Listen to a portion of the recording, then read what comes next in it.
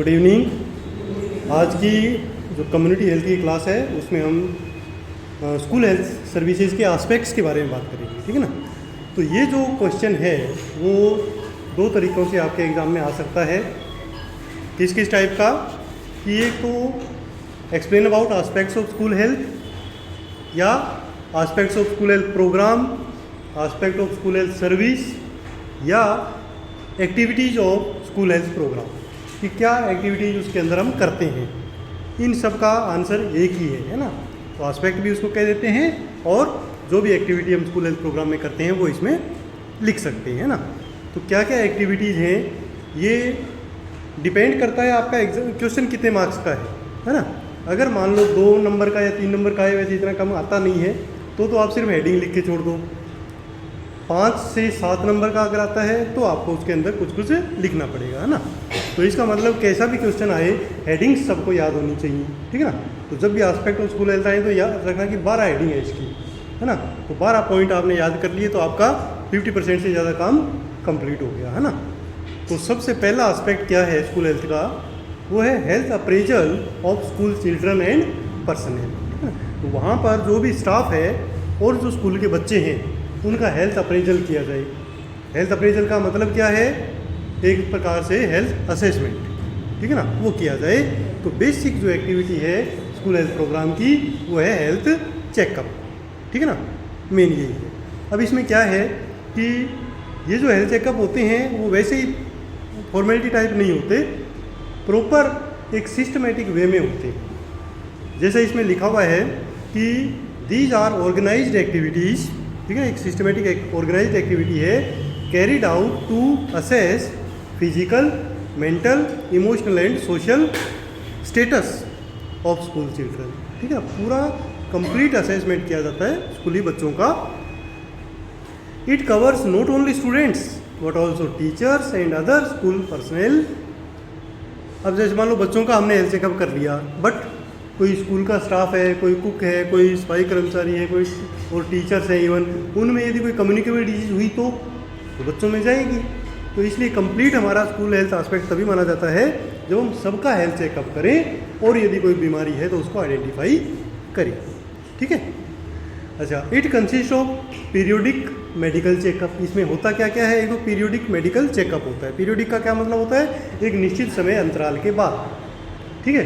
तो वो समय समय पे ज़्यादातर वैसे आजकल देखा जाए तो ईयरली होता है, बट अगर फैसिलिटी अवेलेबल हैं, स्टाफ अवेलेबल हैं तो 6 महीने में भी कर सकते हैं, ठीक है ना। तो वो तो हो जाएगा मेडिकल चेकअप जिसमें स्कूल हेल्थ की टीम जाके वहाँ चेकअप करेगी। इसके अलावा simple daily morning inspection by school teacher, वो भी होना चाहिए, वो डेली होना चाहिए। स्कूल टीचर डेली एक बार, जैसे प्रार्थना वगैरह होती है ना स्कूलों में, तो उस समय एक बार जस्ट एक नज़र से देख ले कि कोई बच्चे को कोई प्रॉब्लम तो नहीं लग रही है क्या, है ना, जस्ट बाय ऑब्जर्वेशन। तो वो डेली, और पीरियोडिक मेडिकल एग्जामिनेशन जिसमें स्कूल की टीम आएगी वो समय समय अंतराल बाद होना चाहिए, ठीक है ना। साल में एक बार तो कंपलसरी है, बाकी फ्रीक्वेंसी इंक्रीज हो सकती है डिपेंडिंग अपॉन फैसिलिटी, ओके। तो पहला पॉइंट हो गया हमारा हेल्थ असेसमेंट या चेकअप। दूसरा आता है remedial measures and follow up. Remedial measures and follow up का क्या मतलब है, रेमेडी, कोई रेमेडी का मतलब होता नहीं कोई इलाज की पद्धति या तरीका। तो जो हमने असेसमेंट किया उसमें जितनी भी प्रॉब्लम फाइंड हुई, जितने भी बच्चों की, चाहे वो कुछ बच्चों की आई से संबंधित कोई प्रॉब्लम मिले, कुछ की मेंटल हेल्थ की मिले, कुछ की फिजिकल हेल्थ मिले, कुछ की न्यूट्रिशनल मिले, जो भी ये प्रॉब्लम मिले आइडेंटिफाई हो, उनका फॉलोअप करना है और उनका ट्रीटमेंट करवाना है, ठीक है ना। तो उसके लिए फिर आगे प्रयास करने होंगे। Medical examination should be followed by appropriate treatment, ठीक है। सिर्फ चेकअप करके नहीं छोड़ना, यदि कोई प्रॉब्लम मिलती है तो उसका ट्रीटमेंट भी होना चाहिए और ट्रीटमेंट के बाद फॉलोअप भी होना चाहिए कि वो ठीक हुआ उस ट्रीटमेंट से या नहीं, तब जाके हमारी स्कूल हेल्थ सर्विस कंप्लीट मानी जाएगी। इसके लिए क्या कर सकते हैं कि special clinic should be conducted at PHC, है ना। कुछ स्पेशल क्लिनिक हम रख सकते हैं कि सिर्फ वो उस दिन वो स्कूल के बच्चे ही आएंगे। एक क्लिनिक हमने एक दिन रख लिया, है ना, तो वहाँ पर आके उनको डॉक्टर होंगे, वो चेकअप करके मेडिसिन उनको दे देंगे, है ना। रूरल एरियाज़ में, और अगर अर्बन एरियाज़ है तो वहाँ कोई भी जो डिस्पेंसरी है उसमें हम रख देंगे, है ना, MCW सेंटर है उसमें रख देंगे। तो इस प्रकार एक प्रॉपर फॉलोअप उनका ट्रीटमेंट और होना चाहिए, है ना। और जो क्लिनिक डेज हैं, the clinic day and time should be intimated to all concern schools. तो ये सारे स्कूलों का खैर एक साथ नहीं रख सकते, पर जिस स्कूल का जिस दिन हो उनको इन्फॉर्म करना है और उनके थ्रू उनके बच्चों के पेरेंट्स को भी इन्फॉर्म करना है ना। ये सारा प्रॉपर एक सिस्टम होना चाहिए रेमेडियल मेजर्स और फॉलोअप के। हाँ हाँ हाँ बिल्कुल। वो एक्चुअली क्या है कि पहले तो ये होता था कि स्कूल हेल्थ पूरा ही अलग ही था, पर अब साथ है तो उनको ही करना है, उनको ही करना है। हाँ वो सारी जाएंगी, डॉक्टर अगर ना जाए तो फिर क्लिनिक पे जब बुलाएंगे तब डॉक्टर उनको चेकअप कर लेंगे, है ना। अगर जाते तो बिल्कुल जाना चाहिए। तो अगर मान लो वो डिपेंड करता है कि अगर फैसिलिटी है तो स्कूल में ही ट्रीटमेंट दिया जा सकता है, इवन आपको क्लिनिक करने की भी जरूरत नहीं है। बट बिल्कुल बाकी जो स्पेशली जो रूरल एरियाज है उसमें इतनी फैसिलिटी होती नहीं, तो एक फिक्स डेट रख के पीएचसी पे ही उनका फाइनल ट्रीटमेंट करवा लेते हैं, है ना। ज़्यादातर हाँ ज़्यादातर यही होता है। ज़्यादातर एक स्कूल की बारी वही है, साल में या 6 महीने में आएगी, उससे पहले तो नहीं आएगी। साल में तो हो ही जाता, साल में तो कंपलसरी है ना। ओके, तीसरी एक्टिविटी क्या होगी? तीसरी एक्टिविटी है प्रिवेंशन ऑफ कम्युनिकेबल डिजीजेस, है ना। अब ये प्रिवेंटिव एस्पेक्ट है। इसमें अगर मान लो कोई बीमारी नहीं है तो भी वहाँ पर जब हम हेल्थ चेकअप वगैरह के लिए जाएंगे तो इसके ऊपर विशेष जोर देंगे कि उन बच्चों में कम्युनिकेबल डिजीज हो ही नहीं, ठीक है ना। Prevention of communicable disease is very important aspect in school health programme या स्कूल। क्यों ज़रूरी है? क्योंकि किसी एक का बच्चे को अगर कम्युनिकेबल डिजीज होगी तो बड़ी तेज़ी से और बच्चों में भी फैल सकती है, तो इसके ऊपर भी काफ़ी हमें जोर देना है। इसके लिए क्या कर सकते हैं? Immunisation against vaccine preventable diseases. Immunisation status उन बच्चों का कैसा है वो चेकअप करना है। अगर कोई छूटा हुआ बच्चा है तो उसके लिए स्पेशल इम्यूनाइजेशन करवाना है, ठीक है। कम्युनिकेबल डिजीज़ के लिए स्पेशली, तो वो भी हमें इसमें इस एस्पेक्ट में कवर करना है। इसके अलावा जो जितना भी वैक्सीनेशन एक्स्ट्रा किया जाएगा स्कूल के अंदर, उसका रिकॉर्ड भी बच्चे के स्कूल हेल्थ रिकॉर्ड में भी और उसके इम्यूनाइजेशन कार्ड पे भी एंटर करना है, ठीक है ना। तो ये हो जाएगा हमारा प्रिवेंशन का तीसरा एस्पेक्ट स्कूल हेल्थ का। और आगे बढ़ते हैं, नेक्स्ट एस्पेक्ट की तरफ चलते हैं। नेक्स्ट एस्पेक्ट कहता है कि हेल्थफुल स्कूल एनवायरनमेंट, ठीक है। चौथा हेडिंग क्या है? Healthful school environment. कि जब हम स्पेशली जाते हैं असेसमेंट के लिए तो सिर्फ बच्चों का ही नहीं, टीचर्स का ही नहीं, जो स्कूल का फिजिकल सेटअप है उसका भी इंस्पेक्शन करते हैं, ठीक है ना। तो उसके इंस्पेक्शन में क्या क्या होगा कि कोई भी इंजरी वाला सीन या कोई एरिया, कोई कॉर्नर ना हो, उसके लिए हम देखते हैं कि स्कूलों की जो टेबलें हैं उनका कोई मान लो कोई कील निकली हुई नहीं हो, कोई टेबल टूटी हुई है तो उसका कोई शार्प किनारा ना हो, ठीक है ना। कहीं पानी इकट्ठा ना हो जहाँ बच्चे फिसलते हों, कोई ऐसा एरिया जहाँ पर अंधेरा रहता हो। तो ये सारी एस्पेक्ट हम उस समय चेक करते हैं और प्रिंसिपल स्कूल से उनको बताते हैं कि ये एक प्रकार का हेल्थफुल स्कूल एनवायरनमेंट वहाँ पर है, वहाँ पर नहीं है, तो उसको वो ठीक कर लेंगे, है ना। उसके ऊपर भी हमें ध्यान देना है, जिसके अंदर क्या क्या चीज़ें शामिल हैं। It includes proper location, structure school की, classrooms, furniture, lighting, sufficient water supply and laboratory facility, ठीक है ना, मतलब टॉयलेट फैसिलिटी, ये सब प्रॉपर होनी चाहिए, वो भी हम देखते हैं और बताते हैं। इसके अलावा द प्रेमिसेस, जो स्कूल है का जो एरिया है, परिसर है, that should be free from all hazards, किसी भी प्रकार के खतरे से वो मुक्त होना चाहिए। Classroom should have sufficient light, preferably from the left, है ना, लेफ्ट साइड से आनी चाहिए, फ्रंट से नहीं आनी चाहिए, इस हिसाब से वो लाइट का अरेंजमेंट होना चाहिए। There should be independent source of safe water, पीने के लिए सेफ वाटर हो, and it should be continuous and distributed from the taps, ठीक है ना, जैसे मटके वाले ना हो, टैप से हो, ताकि बच्चे अपने आप पिए, जूठा वगैरह ना हो, है ना। इस प्रकार का स्कूल जो एनवायरनमेंट है वो भी हेल्पफुल होना चाहिए। और क्या है? नेक्स्ट एस्पेक्ट है न्यूट्रिशनल सर्विसेज, ठीक है। न्यूट्रिशनल सर्विसेज में हम क्या इसमें इस एस्पेक्ट में देखते हैं कि बच्चों का जो न्यूट्रिशन का लेवल है वो अच्छा हो, वहाँ पर मिड डे मील वगैरह का अरेंजमेंट हो, या बच्चे स्कूल से लाते हैं तो भी वो हेल्दी फूड लेके आएँ, ठीक है ना, जंक फूड ना लेके आए। इसके लिए हम स्वास्थ्य शिक्षा दे सकते हैं, टीचर्स को बता सकते हैं कि वो चेक करें। ठीक है, आजकल तो कह रहे हैं ये सारी बातें जो टीचर ट्रेनिंग प्रोग्राम है उसके अंदर भी शामिल होती हैं, तो वो उनको पता है। बट हमें क्या करना है कि हमें उसको रीएनफोर्स करना है, दोबारा से उनको बताना है। ठीक है ना। स्टडीज हैव शोन, इसमें क्या है कि जो रिसर्च वगैरह हुई है उनसे ये पता लगा है कि जो न्यूट्रिशनल जो प्रॉब्लम्स हैं, डिसऑर्डर्स जो हैं, वो बहुत ही ज़्यादा प्रिवेलेंट माने गए हैं स्कूली बच्चों में, है ना। कई कारण हो सकते हैं। अब स्कूल में जो बच्चे जाते हैं तो वो इतना वहाँ मगन हो जाते हैं खेलने कूदने में, तो प्रॉपर अपना लंच भी फिनिश नहीं करते। ठीक है ना। या जब लंच फिनिश नहीं करते तो पेरेंट्स कई बार नहीं देते कि ये खा के तो आता नहीं है।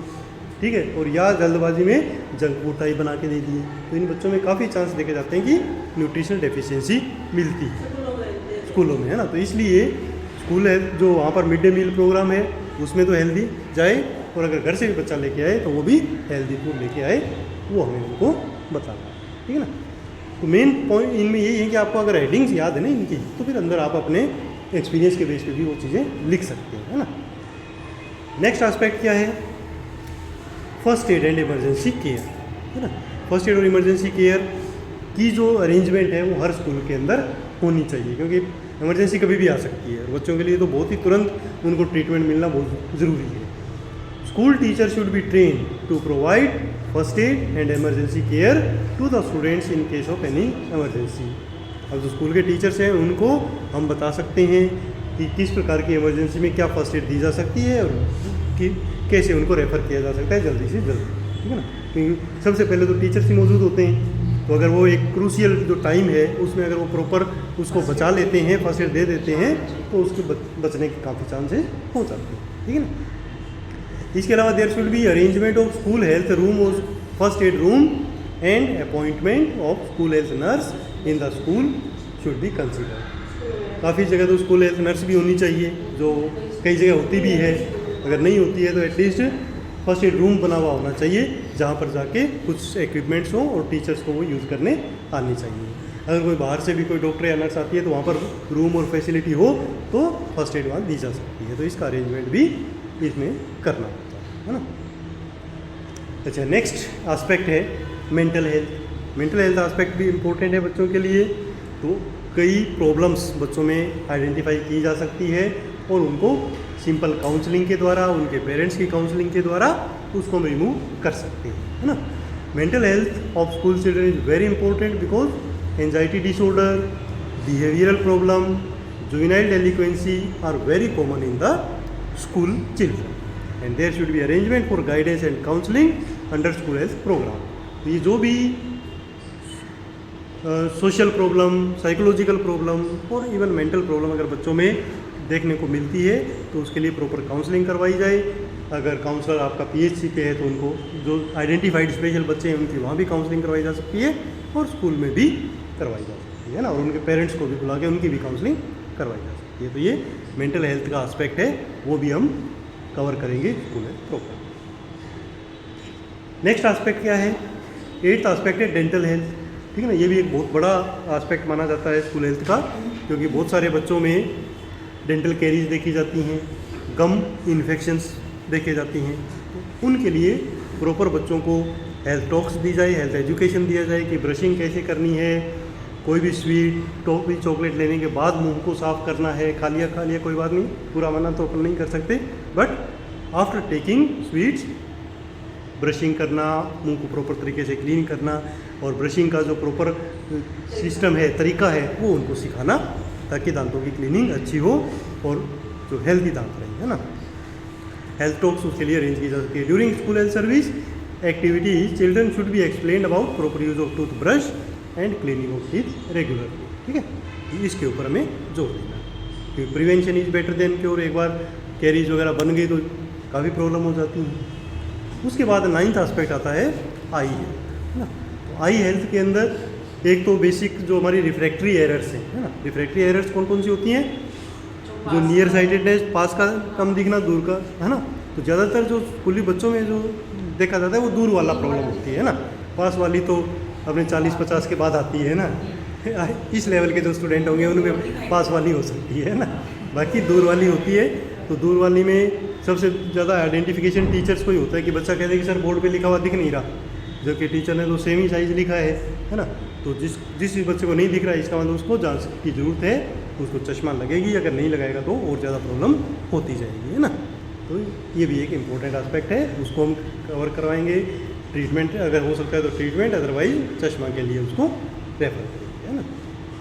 अच्छा, और इसके अलावा आई इन्फेक्शन, ठीक है ना, कंजक्टिवाइटिस, ये प्रॉब्लम भी देखी जाती है। तो उनके लिए भी बचाव के तरीके, अगर कोई आंख में चीज़ गिर जाती है तो कैसे उसको निकालेंगे, पानी से उसको क्लीन करेंगे, ये सारे हेल्थ टॉक्स भी उनको देंगे, ठीक है ना। तो इससे हमारा जो आई हेल्थ वाला एस्पेक्ट है स्कूल का वो कवर हो जाता है। नेक्स्ट एस्पेक्ट है हेल्थ एजुकेशन।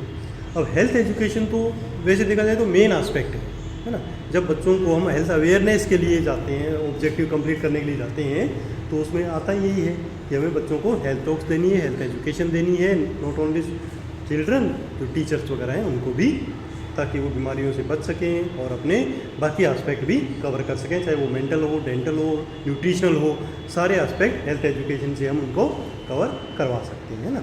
जो भी टॉपिक हमें मिले, अच्छा लगे और ज़रूरत महसूस हो, उसके हिसाब से हम हेल्थ टॉक्स करें, ठीक है।